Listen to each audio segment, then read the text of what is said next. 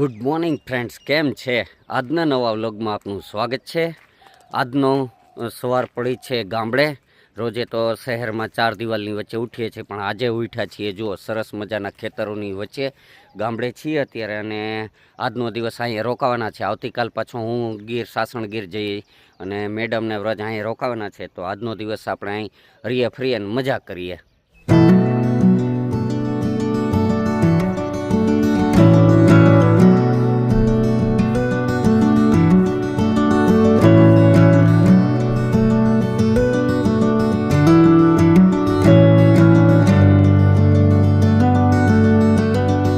રજભાઈને અને વંશભાઈને છે તો ઠંડી લાગવા માંડે છે, એટલે જો બે જણા ચૂલા પાસે ગરી ગયા છે ને મજા કરે.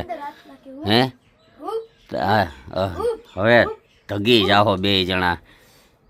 સિટીમાં તો આવું મળે નહીં કા, એટલે અહીંયા જો તાપણામાં ચૂલા પાસે બેસીને મજા કરે. હે ધુવાળા નીકળે એમ ન નીકળે હો, ફૂલ ઠંડી હોય તો જ નીકળે. એટલે જાય ચૂલા પાસે ગરીને બેઠા છે. મેડમ છે તો નાસ્તા પાણી બનાવે.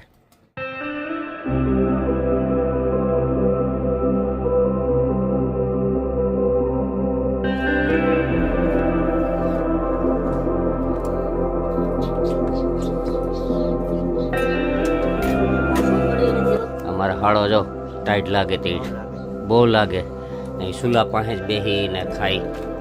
અહીંયા જો સિટીમાં માખણ મળે નહીં, અહીં તાજે તાજું માખણ કાઢીને ભાખરીને મેડમે તૈયાર કરી દીધી. અને અમારા વંશભાઈ તો જો દહીંનો વ્હાઈટ કોર્ન ભાખરી ભરીને ખાવા માંડ્યો. કેમ આપણે માખણને ભાખરી ખાઈએ? કોઈને લગાડવું હોય તો એ કહેજો, માખણ લગાડે ઘણાય. જો મિત્રો સરસ મજાની વાડી છે ને, અત્યારે વાડીએ આ ચૈણા વાવ્યા છે અને હવે એમાં થોડા થોડા દાણાને ઉગવા માંડ્યા છે. અને રજભાઈ ને વંશભાઈ જુઓ અહીં ખેતરમાં ખેતર બનાવીને રમે છે ધૂળથી.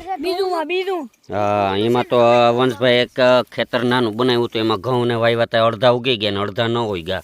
અહીંયા જો આ ટ્રેક્ટર ને ટ્રોલી ને ટ્રક ને આ બધું અહીંયા લઈ આવ્યા છે. અને અહીંયા ખેતરમાં બનાવી ધૂળમાં રમે છે. સિટીમાં તો ચાર દિવાલની વચ્ચે રમતા, પણ અહીંયા જો આ ધૂળથી રમવાનો મજા જ કંઈક અલગ છે. અમે નાના હતા તો અહીંયા રમતા. અત્યારે વ્રજભાઈને રમવાની છૂટ. મિત્રો વાગ્યા છે 4. મેડમ છે તો કપડાં ધોવે છે. વ્રજભાઈ અને વંશ ટ્રેક્ટરમાં રમે છે. અને મારા સાસુ સસરા છે તો ત્યાં ભેંસ માટે ખડ વાઢવા ગયા છે, ગદપ વાઢે. અને આપણે છે તો અહીંયા આ ખાટલે બેસીને આરામથી ખેતરની મજા લઈએ છીએ.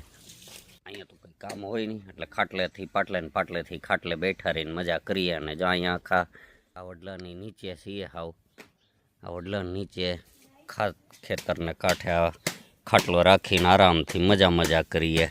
તો મિત્રો અત્યારે વાગ્યા છે સાંજના 6 અને દિવસ હાથમાં આવ્યો છે. અને આજે તો વાળીએ આમ ખાલી ખાટલે બેઠા જ આરામ કર્યો છે.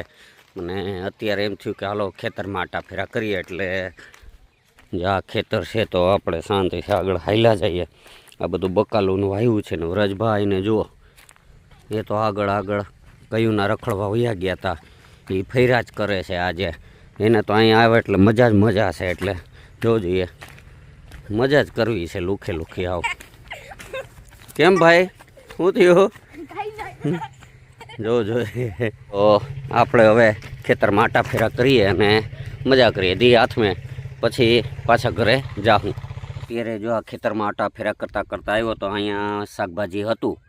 તો આ બધું જો અહીંયા શાકભાજી, આ સરસ મજાના વટાણા છે. વટાણા થઈ ગયા છે. વટાણા છે, લીલી ડુંગળી છે, ધાણા છે, આગળ રીંગણા છે. આ બધું અહીંયા છે શાકભાજી. જો અહીંયા રીંગણાને છે. અને આ બધું શાકભાજી અહીંયા છે, એટલે ઘરનું જ તાજું શાકભાજી અહીંયા તો ઉતારીને રોજ ખાય, સિટીની જેમ નહીં. જો આ મૂળા છે, બધું અહીં બીટ મૂળા બધું શાકભાજી છે. અહીં રીંગણા અને આવું અહીંયા છે. ગામડામાં કેવી મજા, અને સિટીમાં તો વેચાતો બધું લઈને ખાવું પીવું પડે. કેમ રજભાઈ? જો ને એને મજા જ આવે છે. એ કંઈક ને કંઈક ખેલ કર્યા જ કરે. શું કરે એ? મિત્રો હવે દિવસ હાથમી રહ્યો છે સરસ મજાનો.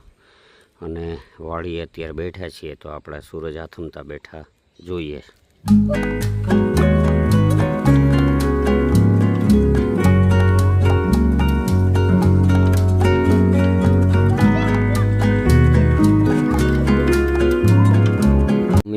વંશભાઈને સાયકલ ફેરવે છે અને દિવસ આથમી ગયો છે. સુરત દાદા આથમી ગયા છે અને આપણે આટા ફેરા હજી કરીએ છીએ. અને અત્યારે હવે ભેંસ દોવાઈ રહી છે. મારા સાસુમાં છે તો ભેંસ દોઈ રહ્યા છે. જુઓ આગળ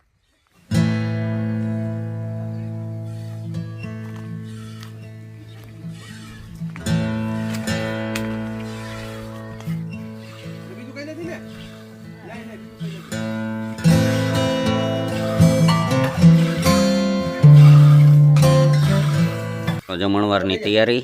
થાળીઓ તૈયાર થઈ ગઈ છે. ખીચડીને દેશી હાવ હળવે હળવે બધું શાક ને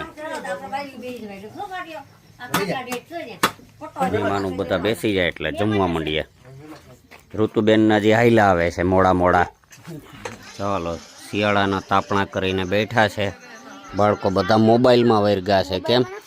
હા શીખા છે મોબાઈલમાં જ વરગા છે ને બધા અહીંયા તાપણામાં બેઠા શાંતિથી તાપીએ. શિયાળાની ઠંડીની મજા લઈએ. તો મિત્રો હવે રાતના વાગ્યા છે 12 અને અત્યાર સુધી બધા બેઠા હતા. તો હવે આરામથી સૂઈ જઈએ કારણ કે કાલ સવાર વહેલું ઉઠવાનું છે. મારે જવાનું છે સાસણગીર અને કાલથી કેમ ચાલુ થાય છે તો આજનો વિડીયો આપણે અહીં પૂરો કરીએ. વિડીયો પસંદ આવ્યો તો લાઇક એન્ડ શેર કરજો અને કોમેન્ટ કરવાનું ભૂલતા નહીં. અને આવતીકાલનો વિડીયો જોવાનું ચૂકશો નહીં કારણ કે 3 દિવસ છું તો સાસણગીર રહેવાનો છું. તો મળીએ એક નવા વિડીયોમાં. ત્યાં સુધી બાય બાય.